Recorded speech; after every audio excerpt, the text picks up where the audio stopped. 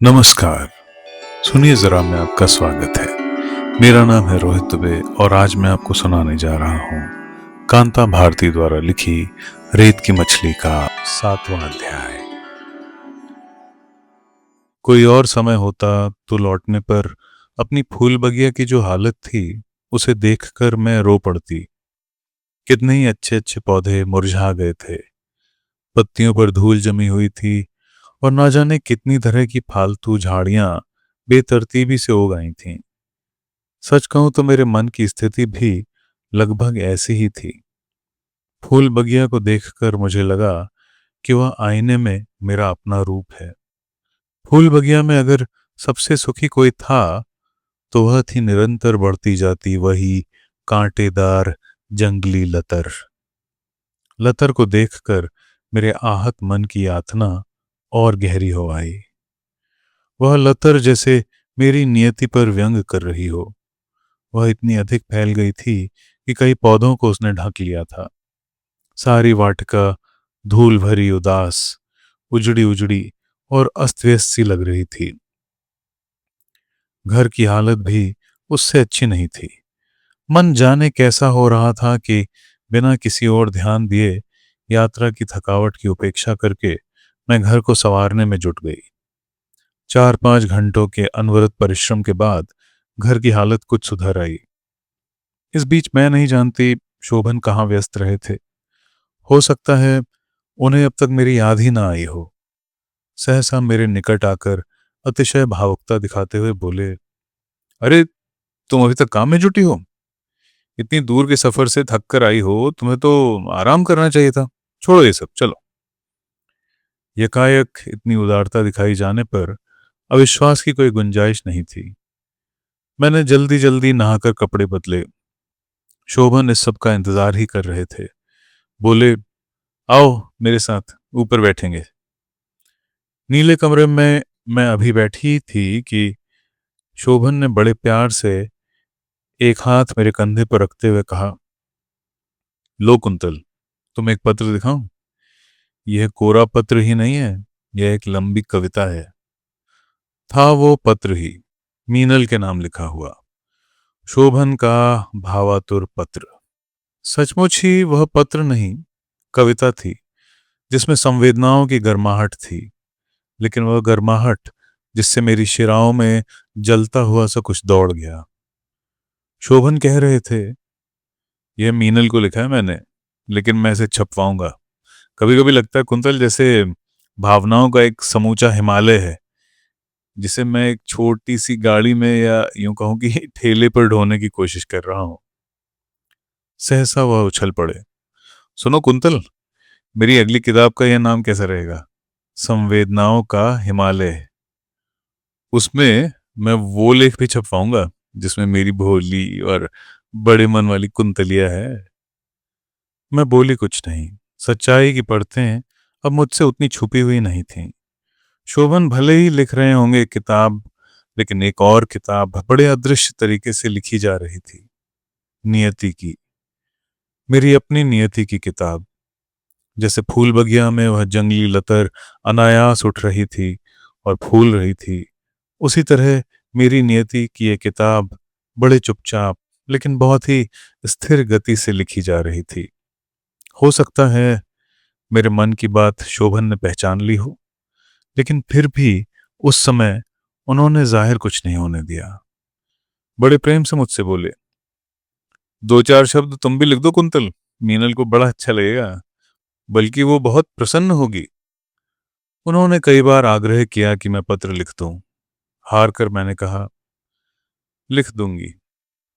लिख दूंगी नहीं, अभी लिख दो ना कुंतल। मैं, या बल्कि हम दोनों शाम को घूमने चलेंगे तो यह पत्र स्टेशन पर डाल देंगे, शोभन ने समझाया। शोभन की बात बहुत अच्छी नहीं लगी। फिर भी मैंने सोचा कि अब वह पत्र लिखे बिना उपाय नहीं है।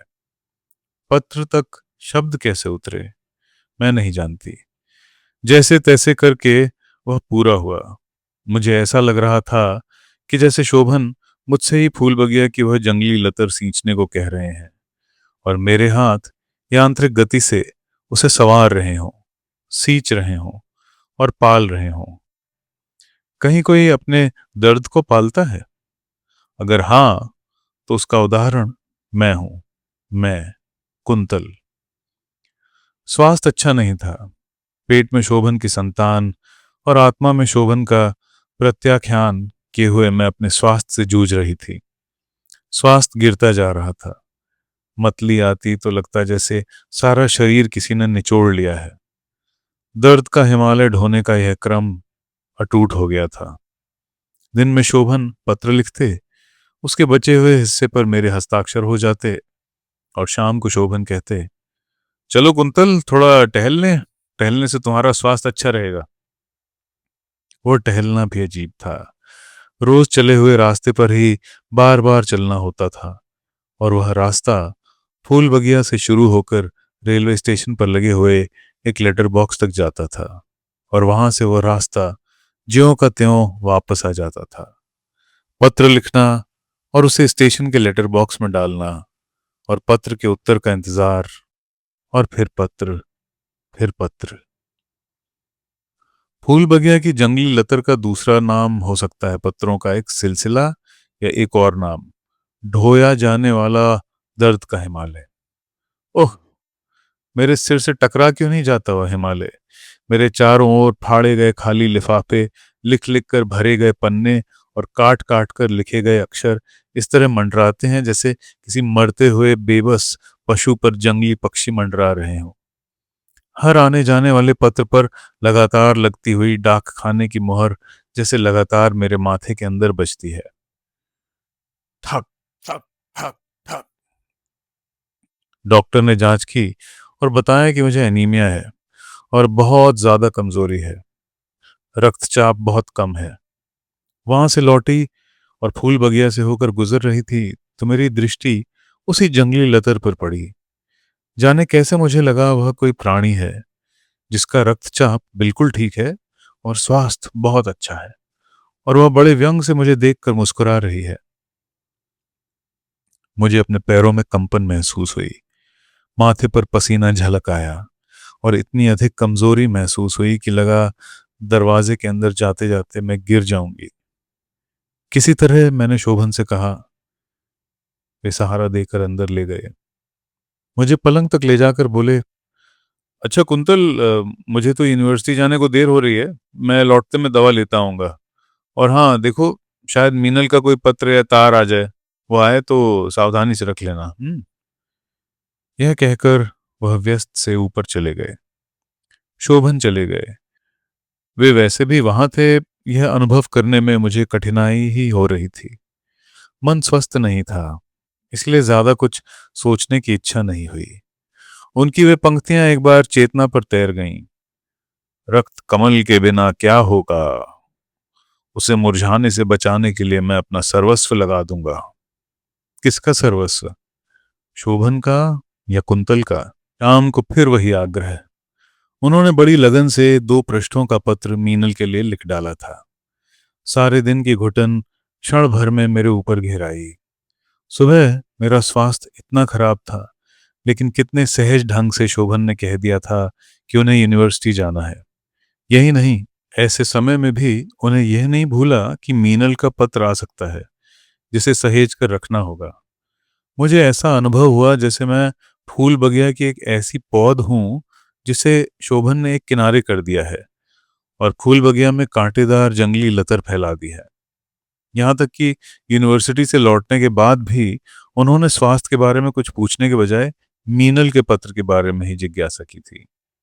एक बात मन को और कचोटने लगी कि मेरे स्वास्थ्य के बारे में ही औपचारिक पूछताछ करने के बाद जब उन्हें पता चला कि मैं सारे दिन बेहोश जैसी पड़ी रही, तो फौरन बोले, भाई यही तो तुम गलती करती हो, इस तरह तो और भी तबीयत खराब हो जाएगी। जरा सा उठो, घूमो फिरो, ताकि मन तो बहल जाए। उनकी इस बात में जो कुछ छुपा हुआ था उसे मैं पहचान गई।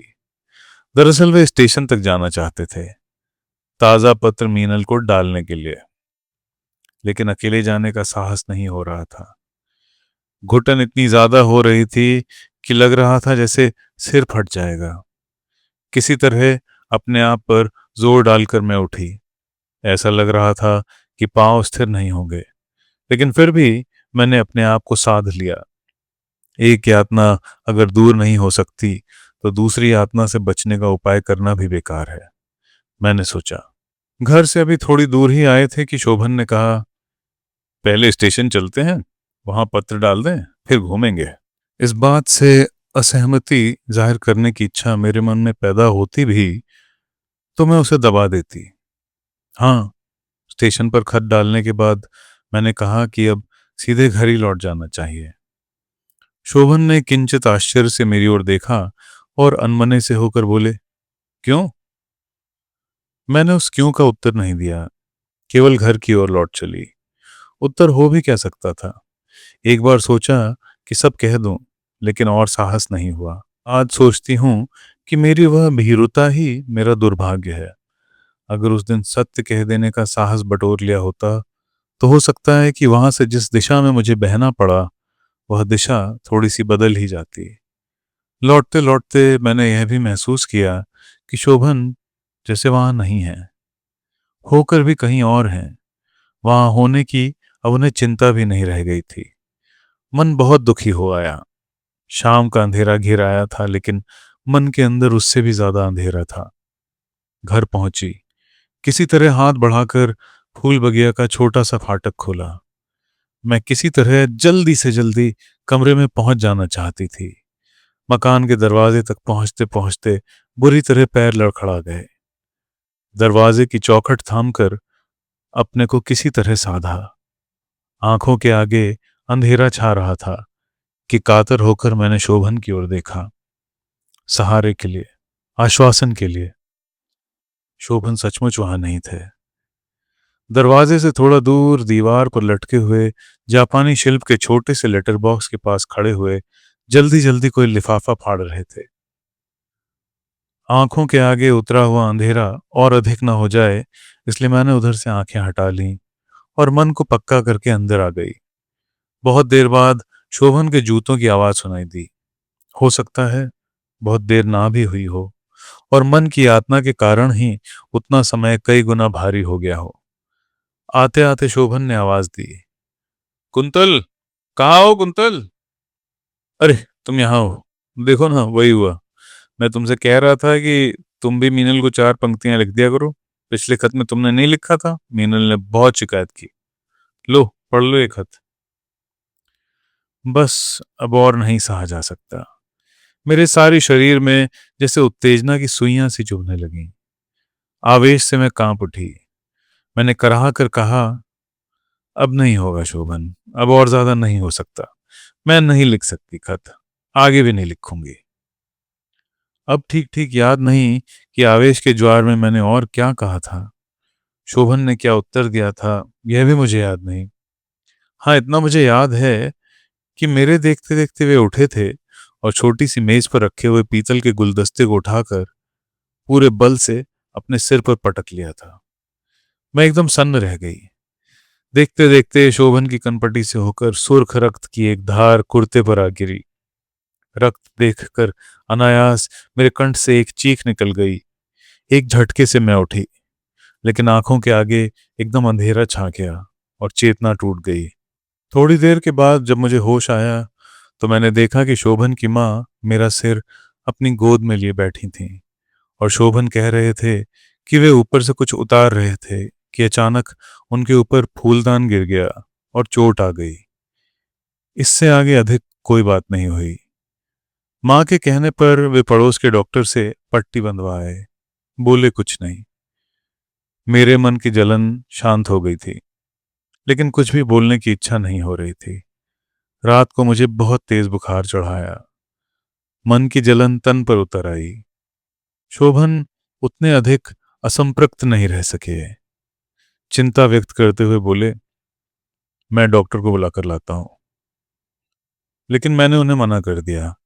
यातना के बाद और यातना बुलाने और सहने की इच्छा हो रही थी। लग रहा था तन तपे और खूब तपे, इतना तप जाए कि चारों ओर आग लग जाए, फिर आग में एक एक रोंआ जलकर राख हो जाए। सुबह डॉक्टर आया। बुखार देखकर उसने गहरी चिंता जाहिर की। उसने कहा कि इनकी ऐसी हालत में तेज बुखार घातक ही होगा। ना चाहते हुए भी दवा ने बुखार को और अधिक बढ़ने से रोक दिया। लेकिन उस बुखार के रुक जाने से होता भी क्या। जिस दिन बुखार उतरा और मैंने पथ्य लिया, उसी दिन मीनल का पत्र आया और उसे पढ़कर शोभन के चेहरे का रंग उतर गया। उन्होंने आहिस्ता से वह पत्र मेरे नजदीक रख दिया। मैं अपने को रोक नहीं सकी। पत्र उठाकर देखा। मीनल ने एक्सरे कराया था। चेस्ट स्पेशलिस्ट की रिपोर्ट थी कि उसके एक फेफड़े में तपेदिक का गहरा प्रभाव पड़ चुका है। उसे अब खांसी के बाद खून की उल्टियां भी होने लगी थीं। तो मित्रों, ये था रेत की मछली का 7वां अध्याय। लाइक, सब्सक्राइब और शेयर जरूर करिएगा। जल्द ही फिर मिलते हैं। धन्यवाद।